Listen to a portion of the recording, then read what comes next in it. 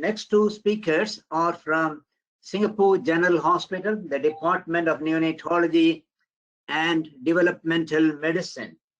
Dr. Vijay Barrel, he is a senior consultant in the department, and his special areas of interest are neonatal neurology, especially neonatal brain imaging and neurological function of late preterm and therapeutic hypothermia for HIE.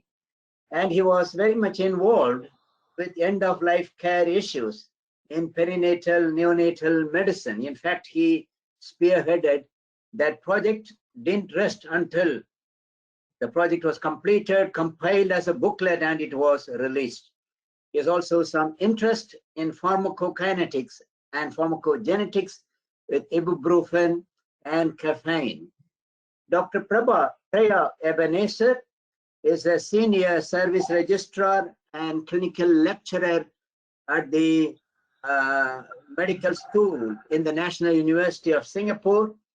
And she has vast experience in the Middle East and came to Singapore in 2015. She is a dedicated clinician and has been involved with a lot of QI projects. In fact, she received the QI Mentor Award. And one of her publications has been Reducing Radiation Hazard in the NICU, has been published in BMJ Open Quality Journal in 2017, which has a high impact factor. Without further ado, I welcome Priya and Vijay to give their presentation. Thank you, Prof. Sam. Thank you very much for those generous words of introduction. This is Priya here. Good afternoon, everyone. If you can listen, if you can hear me and see my slides, I'll proceed to present the practical aspects of high frequency with volume guarantee as a ventilation modality in neonates and some protocol to practice. So this will be the outline of my slides today. And we have heard enough about the benefits of that high frequency with volume guarantee promises. And most neonatal units use high frequency oscillation as a rescue mode of ventilation whenever we are faced with clinical scenarios of persistent severe hypoxic respiratory failure that we are unable to tide over with conventional ventilation. Then we have a threshold to switch over to HFOV. However, the criteria to switch over may vary. There are units which practice early rescue ventilation or even a priori high frequency oscillation, where because of the great potential to independently control oxygenation and ventilation with high frequency. So in our unit, usually we resort or we think about high frequency when our FiO2s are persistently high and the delta P requirement is beyond 15 and almost, we don't have to wait till 20. Beyond 15 is already has a great potential to injure our immature lungs. So the aim of all neonatologists is to optimally recruit our immature infants' lungs and maintain optimal lung volumes with minimal or pressure amplitudes that we can give. And there is the apparent discrepancy in complete realization of the full potential of HFOV lies in its limitations in terms of understanding dynamic changes to tidal volumes and also the ability to practice recruitment maneuvers when feasible, and that limits how much safe and how successful we are able to ventilate infants with high frequency. So what volume guarantee promises is that it allows for very tighter regulations of the tidal volumes and hence the oscillatory amplitudes, and hence potentially can minimize mechanical shear injury to the lung and the rapid fluctuations in CO2 that we are worried in our extreme preterm infants, especially when they have the severe atelectatic lung early in their transient circulatory states. So my first question that I would like to hear is, how often do we use lung recruitment maneuvers by the bedside and in order to achieve an open lung ventilation with HFOV? And as we have our answers coming in,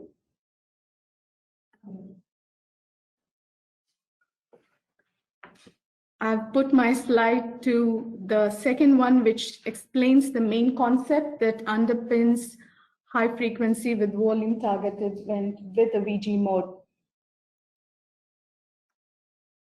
So we'll wait a few seconds in order to get the answers from the poll.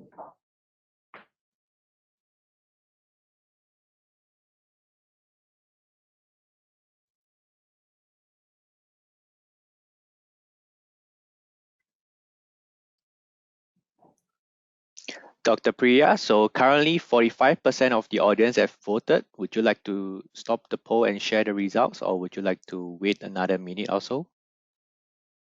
I think we'll go ahead in the benefit of time. Sure, I'll close the result and I'll close the poll and share the results.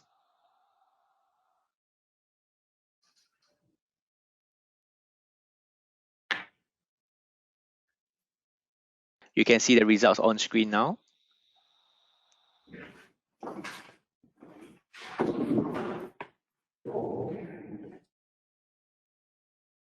Okay, so the results say that 50% do use lung recruitment maneuvers when it's feasible, and 30% are used depending on the available expertise. I guess they use it around 34% say sometimes, and there are 20% who voted to say that they hardly use recruitment maneuvers. So, I mean, HFOV with VG is an essential bridge that would help to tide over these limitations and realize the better grade potential that high frequency oscillations promises. So the main concept again is that we are able now to have a fixed tidal volume by allowing for continuous regulation of the oscillatory pressure amplitude, and thereby we can have a dynamic changes, and we are able to compensate for the dynamic changes that may happen in the respiratory system, be it in the lung circuit or in the infant's lung pathology. And it also hence promises a real-time weaning of the delta P, or the oscillatory amplitude that the baby's alveoli are exposed to. So the panel on the right shows you a beautiful experimental lung model where you can see across a range of frequencies, when you have the VG mode on, we can maintain a constant tidal volumes. Now, without a volume guarantee, this is not possible. As the frequency goes down, the tidal volume goes higher and higher. And we know that with higher tidal volumes, there is a higher pressure cost to ventilation. The other important concept that we need to really get it clear is about DCO2, the diffusion coefficient of CO2, which is a critical determinant of gas exchange. It is determined by the product of frequency into tidal volume to the power 2. So as we all know, in regular high frequency, ventilation frequency bears an inverse association with the CO2 elimination. When we reduce the frequency, there is higher DCO2, the tidal volume goes up, so there is increased DCO2 and you get good clearance of the CO2. But in the other hand, when we put on the volume guarantee mode, we've already fixed the tidal volume. And now if we reduce the frequency in this equation, we are actually reducing the DCO2, the product, and thereby reducing CO2 elimination. So this is an important difference between high frequency mode alone and high frequency with volume guarantee. In that, frequency bears a direct association with CO2 clearance. So with the VG mode on, you see that the CO2 clearance bears a direct association. The other, just a quick reminder, though we've heard from Thomas very clearly about the relationship between frequencies, the achievable tidal volumes, and the oscillatory pressure amplitudes. As the amplitude that we set at the airway is not exactly that is translated into the alveoli. There is a process of pressure dampening that happens, more dampening at higher frequencies and more dampening with better compliance in the lung. So this is important as it implies better dampening is equal to lesser pressure injury to the lungs. So now when we looked at implementing volume guarantee in our unit, we wanted to know what is a safe target to begin with. So we looked at the past of a small cohort of 14 infants who had undergone high frequency ventilation in our unit. And the box on the right is a graph plotting their tidal volumes with the delta change in their PCO2, which is the difference between the peak CO2 that the infant had at the beginning of embarking on HFOV and the nadir that usually happens around the 12 hours of time. So a tighter fluctuation, I mean, a good effective control of the CO2 levels seems to be clustered around a physiologic tidal volume of 1.5 to 2.5 mils per kilogram.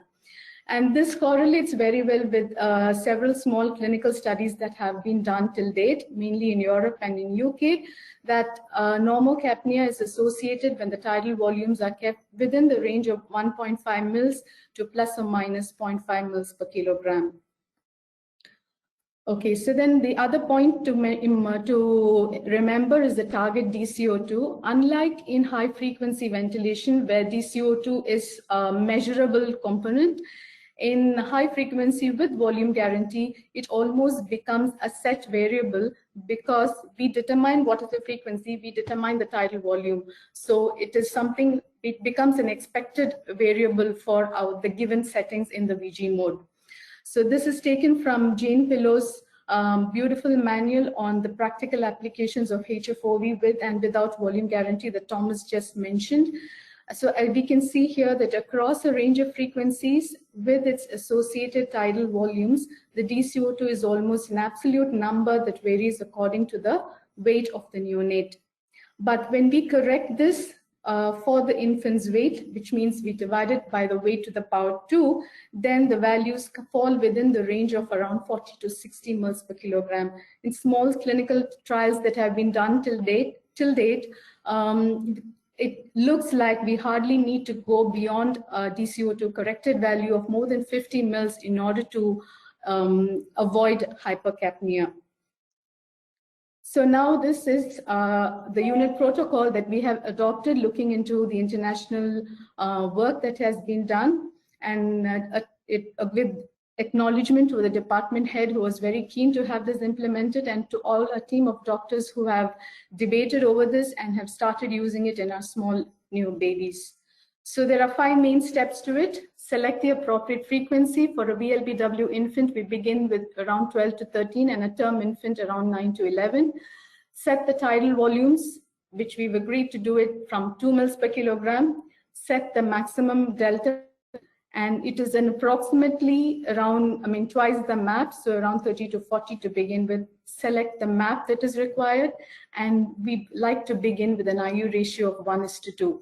So we select these 5 parameters on the ventilator, we stay bedside and continue to monitor what is actually achieved by the baby. So what is the tidal volume achieved? What is the DCO2's numbers that we get? And what is the delta P that is being used currently? And then we try to get the X-ray and the first blood gas within 30 minutes. So a little more tips for every step I'll go through in the coming slides. So the first key point is to select the right frequency for the right baby depends upon the underlying lung pathology. So we need to set the frequency that is closer to the corner frequency, which allows for adequate gas exchange with minimal pressure injury to the lungs. So it's good to remember that lower time constants shifts the higher frequencies to the right. So this, if you look at the graph here, on the left is a range of frequencies, and on the x-axis and on the y-axis we have the carinal pressure, so as a surrogate for lung injury. And as we can see, the black lines marks the corner frequency for a normally compliant lung. And when the lung is poorly compliant with a very short time constant, you see that it shifts to the right. A lung with very high resistance shifts the corner frequency to the left. Then what happens in heterogeneous lung conditions? Look at the blue line on top. When, say, a meconium that is now a severe meconium aspiration syndrome, where there is a secondary chemical pneumonitis, so there is high resistance, there is also an element of low compliance, then we can see that the corner frequency still tends to be to the right of the one with the normal lung. So these things have to be kept in mind when we choose what is the frequency that we need to start the baby on. So 12. Now it would correlate well that for very preterm infants wherein it's a completely attelectatic lung, it is safe to start at between 12 and work our ways up if allowed with. And for term infants, we start around 9 to 11. The second step is to select the tidal volume and the maximum limit for the oscillatory amplitude. So when we like to begin even from conventional ventilation, it is good to start straight away with the volume guarantee mode, but we begin with the tidal volume of 2 mils per kilogram.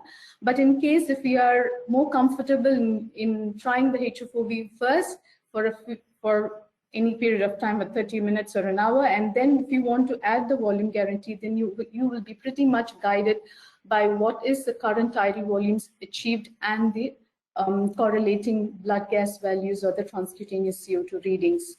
For the delta P max, we begin with around 30 to 40 centimeters of water, and as a rough guide, it is usually at least twice as the MAP that is required.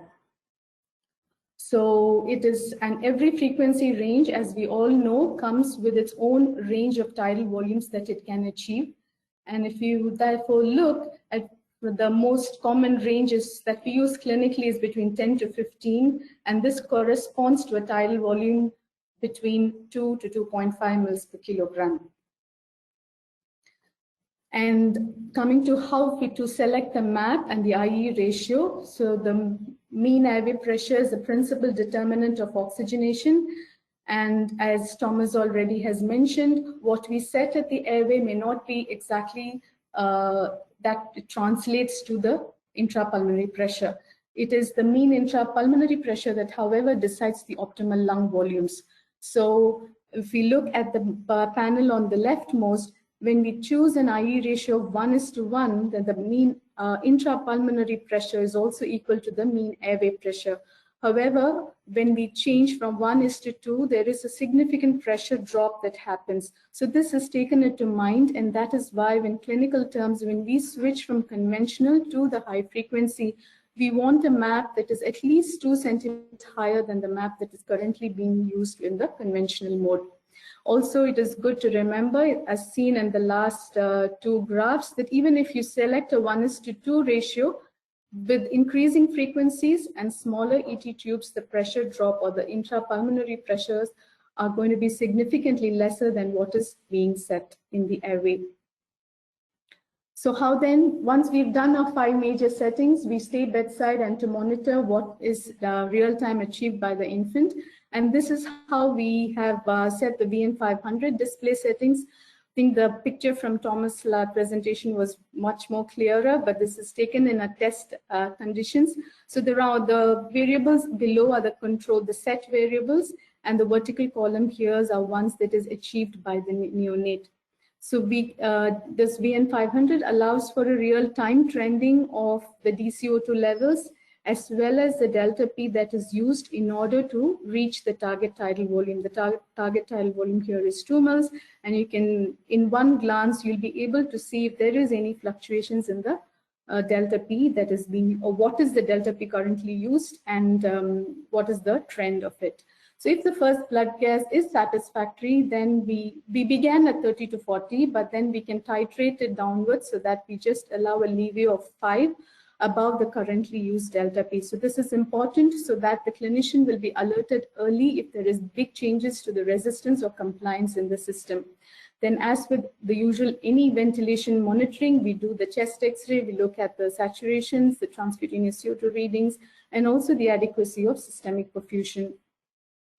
How do we troubleshoot if there are issues with oxygenation? It is straightforward that we can increase the FiO2. We can also consider increasing the mean airway pressure as compared to a pure high frequency with the volume guarantee mode. Given that the tidal volumes and hence the PCO2s are tightly regulated, MAP increments can be done more safely with less injury to the newborn. So adequate, and if there is hyperoxia, then reduce the FiO2 first, but weaning of the MAP is only done if the FiO2 has fallen below at least 30%. Requirement is 30% or less. low CO2. So what should we do when our PCO2s are in the lowest range? Then we can start to wean back our tidal volumes in small increments. As we remember again, the tidal volume exponentially influences the DCO2. Hence, a 10% reduction in the tidal volume will give you a 20% reduction in the DCO2. And also, we have to remember the frequency is selected and it's the range of tidal volume. So when the required tidal volume falls, then there is room to increase the high frequency hertz that is used. So changes in frequency, given the different relationship to that of pure HFOV, it has to be always taken in discussion with the most senior person on call. Now, when there is problems with CO2 elimination, then as in any ventilation, first we need to go bedside and to look at what the ventilator is saying and what the infant is telling us. So look for adequacy of chest wiggle, evaluate for any dislodgement of the tube or secretions or mucus plug in the ET tube, look for air leaks or any equipment failure. And it is also a good practice to look at what our maps are so that we are not over distending and thereby impeding venous return. If these are not an issue, then we look at the tidal volumes that are currently set and how much of it is being achieved. If the set tidal volume is well achieved and still the CO2 elimination is a problem, then you can increase the tidal volume in small increments again of 0.1 to 0.2 mils per kilogram. On the other hand, if the set tidal volume is not achieved, we need to know why. So we look at what is the delta P used. Is it being limited by the max delta P that I have set, or it is completely used? All the delta P used is very close to the set delta P. Then there are two options for me. Either I can increase the delta P max, or if it is already beyond 40-50, then I may want to think about the IE ratio going from 1:2 to 1:1. And or we may consider to reduce the frequency by 1 hertz in small steps. So reduction in frequency, as always, has to be done in discussion with the most senior person on call. I think we'll go through this with some case illustrations so that we can relate to it better. Extubation and nursing care is no different from high frequency. The time to weaning depends on the underlying lung disease and how it resolves. And when the mean airway pressure is something closer to that can be maintained with non-invasive ventilation, we are ready to extubate. We generally tend to convert to conventional ventilation before we can consider extubation. We use fentanyl infusion for sedation, but it is not prolonged for more than 3 to 5 days, and we do not paralyze our newborns. And suctioning in high frequency has a potential to re-recruit the lung, and hence it should be done only if needed and always with an inline circuit. Now we'll move on to some case vignettes, and I'll hand it over to Dr. Vijay. Hello, everyone, and thank you, Priya, for such a comprehensive tutorial on high-frequency volume guarantee. And we thought we would use this opportunity to illustrate one of the cases that we've recently managed with HFO-VG. We've had this mode now since the protocol was formalized, and it's really important because if a unit decides to embark on a new ventilatory strategy, that there is consensus in the department and everyone sticks to it rather than doing it half-heartedly. So this is the story of baby Y, an extreme prem baby born at 24 plus 5 weeks, weighing 650 grams, born in the setting of abruption and cesarean section. The baby was born in reasonable condition, received 2 doses of surfactant, and did very well in the first few hours of life, and on fairly minimum settings on assist control volume guarantee, which is our sort of mode of conventional ventilation. And things were going great, but at around 14 hours of age, the baby sort of didn't look as well, looked a bit more pale, was working a little bit harder, and the hemoglobin on the blood gas had dropped. And as all of us have experienced this scenario before, one of the first sort of approaches was to put an ultrasound probe on the baby's head and see what's going on. And lo and behold, unfortunately, this baby had significant bilateral IVH. And that sort of set in motion a chain of events leading to this baby needing increasing ventilatory requirements. And from minimum settings, the baby had sort of kind of gone to needing quite substantial support with oxygen index sort of nearing 20 and 100% oxygen, tidal volumes of 5 mils per kilo. And the blood gas trends kind of reflects this. So you can see the baby starts off doing quite well, and then around midnight has this very dramatic change in respiratory and metabolic status, with a hemoglobin that is kind of plummeted down to 7. This was what the X-ray looked like at the start, pretty healthy, good-looking lungs with lines in situ. And this was what the X-ray looked like once the baby had clinically deteriorated. So given that we were already on considerable pressures and support on conventional ventilation, the baby was commenced on HFO without volume guarantee. Now, obviously, when there is clinical deterioration in the middle of the night, I guess you do what you're comfortable with, and it's very easy to sort of look back and retrospectively look at notes and numbers, but one does what one does, in that setting. And this baby started on HFO without volume guarantee. So the mean airway pressure was 16, but again, this may have been a response to the fact that this baby's oxygen was going up. And all this numericals, we get it retrospectively from nursing data and things, so it may not capture in real time what was happening. So the baby eventually went on to need MAPS of 16 and a frequency of 9. We've heard both from Prof. Sam and Priya that in the more premature babies, we want to sort of keep the frequency in a higher range to try and dampen pressure delivery at the alveolar level. IE ratios of 1:1 and an amplitude of 20 was set. The first DCO2 was 22, and you can see this was the gas when we embarked on HFO. And through the night, the MAPS remained fairly consistent, frequency of 9, amplitude of 20. The DCO2 gradually rises, and this is in response to a CO2 that's slowly coming down. The baby, in the meantime, also receives blood and other sort of support to try and normalize things. And by 4 o'clock in the morning, the gases have regained some degree of respectability, and the baby is more stable, but still requiring quite a lot of support on the HFO. And this is what the lungs look like an hour after starting high frequency. So once things were settled, it was decided to switch the baby onto high frequency volume guarantee. And I just want to pause here for a little while to run a quick poll on what you would feel as an audience would be the right volume guarantee settings, now that you've heard from both Thomas and Priya. So let's run this poll and see what you feel would be the right kind of HFO volume guarantee settings that we should start this baby on. And then we'll compare it with what happened on the ground.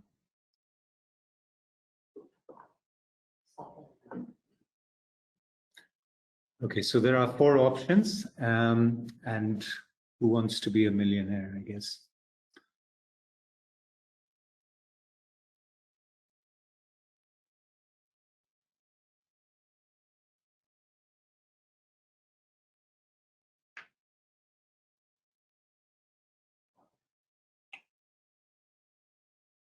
Dr. Vijay, so we are looking at 26% of the audience. They have voted already, 30% right now. And we are at 1 minute. We'll just give it a few more seconds because it will take people a little bit of time to digest those numbers. It's a very busy poll. Should have made it a little bit more simple, but here we go.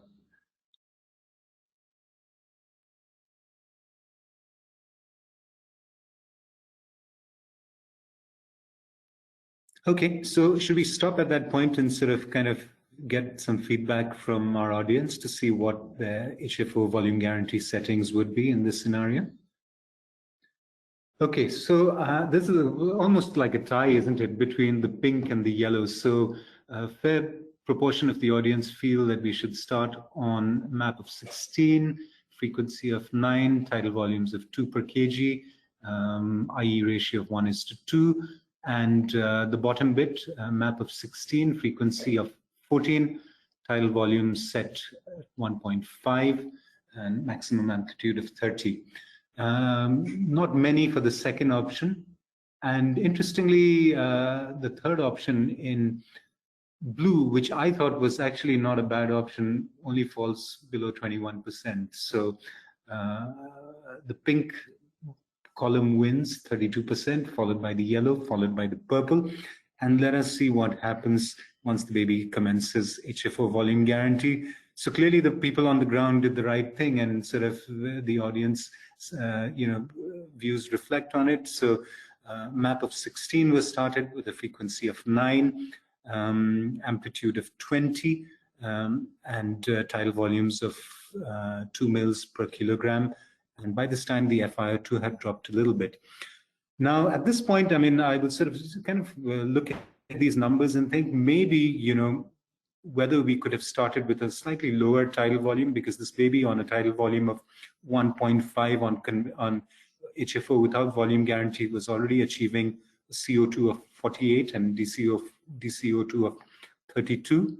So some food for thought, and whether we could have backed off a little bit on the MAP, given that the fact that the oxygenation was pretty good on the gas, and also if you sort of look back on that chest X-ray, we had achieved quite good lung expansion. In fact, a little bit on the generous side. So maybe there was scope to come back a little bit on the map and the tidal volume. The frequency, again, the poll number 4, a lot of people favored a higher frequency. And I think that is correct. I mean, this was a 24-weeker, and if we had given a higher frequency, we may have been able to get away with slightly lower tidal volumes as well. But it's easy to comment, and on the ground, the realities are different. So anyway, the baby starts high frequency volume guarantee here. And over the next few columns, you can see the advantage of going on volume guarantee, because you can see that the amplitude that the baby requires gradually auto-weans down to 17 from 20.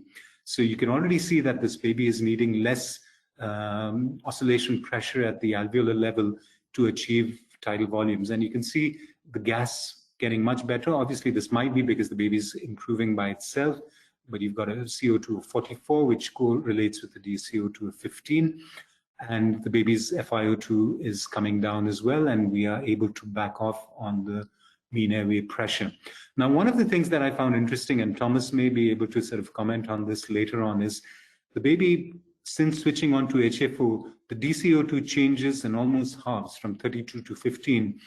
And that is not reflected in the clinical status. So a lower DCO2 would mean a higher CO2, but actually the CO2 is normalized and the baby's got better. So I wonder, once we put a baby on DCO2, on HFO volume guarantee, do we treat the DCO2 in a different way? Now, it's a learning process for us here at SGH because it's a new mode of ventilation. So I guess in a few years' time, we'll have a better idea of how to kind of tailor this to what is happening with the DCO2. But I thought that was really interesting. Anyway, let's sort of carry on. And then the baby is kind of by 8 o'clock in the morning, the baby is doing much better. The CO2 has come down. The pressure requirements have come down. The FiO2 has come down to 33. And let's see what happens over the next 24 hours. And what you can see here, and what I think is the beauty of high frequency volume guarantee, is you can see, although we've set an amplitude of 20, the baby only needs an amplitude of 13 to achieve that tidal volume of 1.5. So you get a really good CO2 consistency, as you can see here, 43, 42, 49. And as all our 3 previous speakers have said, the aim of ventilation is lung protection and brain protection as well. And as you can see, as we're able to back off on the tidal volume, we're able to increase our frequency to 13 here, and we're able to step back on the mean airway pressure as well. So a really good illustration of the advantage of high frequency volume guarantee in terms of CO2 control. Okay, so over the next 24 hours, the baby is really settled. And on day 3, we start seeing changes around lunchtime. So the baby is reported to be a little bit more unsettled.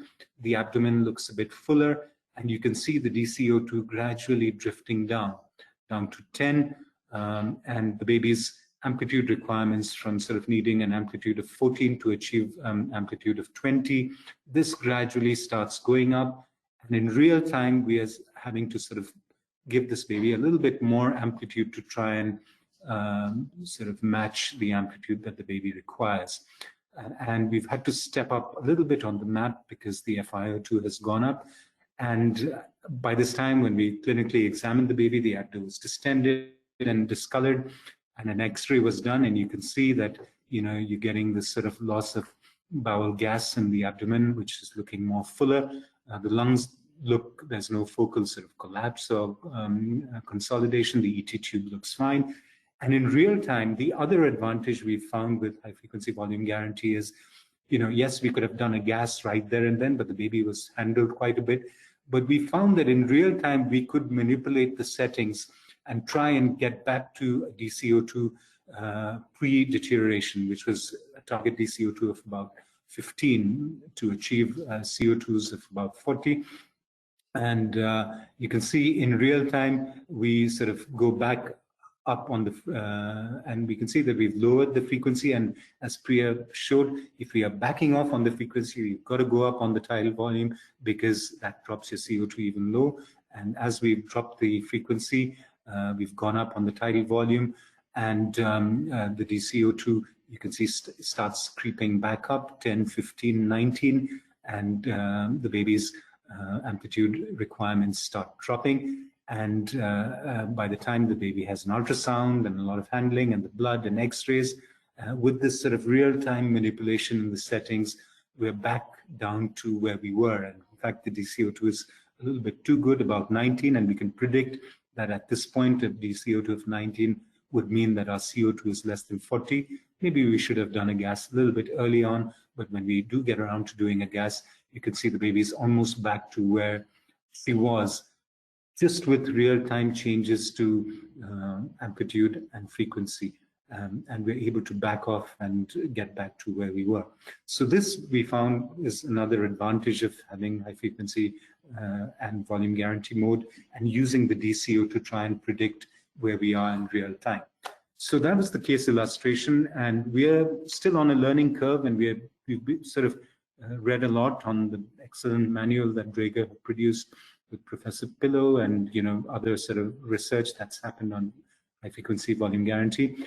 But to summarize the learning points, both from Priya's tutorial and my presentation, in terms of setting MAP, we set MAP 2 above conventional, but if we are already on an IE ratio of 1:1, we probably don't need to go on a MAP of 2 above, because if you're already on an IE ratio of 1:1, means you're delivering the same MAP at an alveolar level.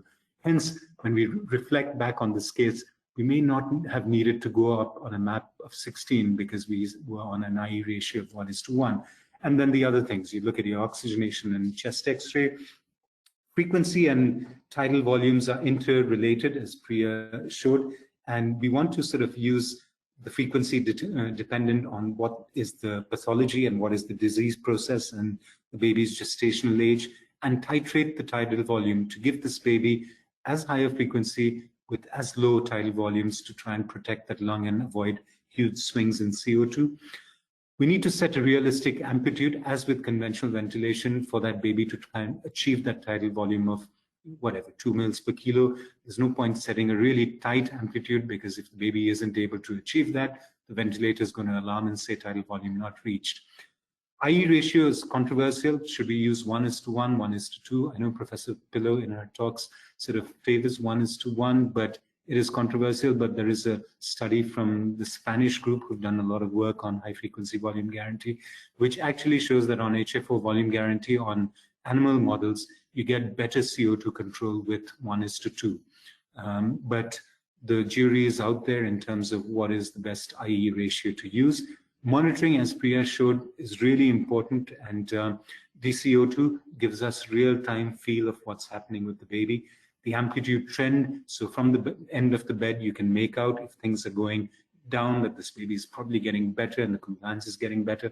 Or if you see the amplitude going up, means something's happening in the lung, and we need to kind of look at this baby a little bit more carefully. Transcutaneous CO2, if you're good at doing it, always good, but in the very prem babies, there's always the question of, application and skin, etc. And then we use the other conventional things like saturations, blood gas, chest x-rays to guide us where we are. And if things change, the important thing is, why has things changed, and sort of how do we respond to that, and how we kind of make sure we don't overdo things and kind of get back to some degree of normalcy. And last but not the least, very often, it's a what if HFO volume guarantee does not work? I mean, again, the question is, why does it not work? Does it not work because our settings are not correct? And as Priya said, always go back to the manual and look and see if your frequency and tidal volumes are in the range that it should be. Is there something wrong with the equipment? Is there some change in the baby's physiology? Has the tube slipped in, or is there a focal collapse? Is this baby blown a pneumothorax? So before we jump into saying high frequency has not worked, the question is, why do we think it hasn't worked? So we are in SGH still on a learning curve in terms of trying to get things right, but we thought it'd be useful to share our guideline and the experience we've had, limited experience, I would say, with using high frequency. The feedback on the ground is people think it's a good thing, and we've adopted it as a whole across the department. Thank you very much.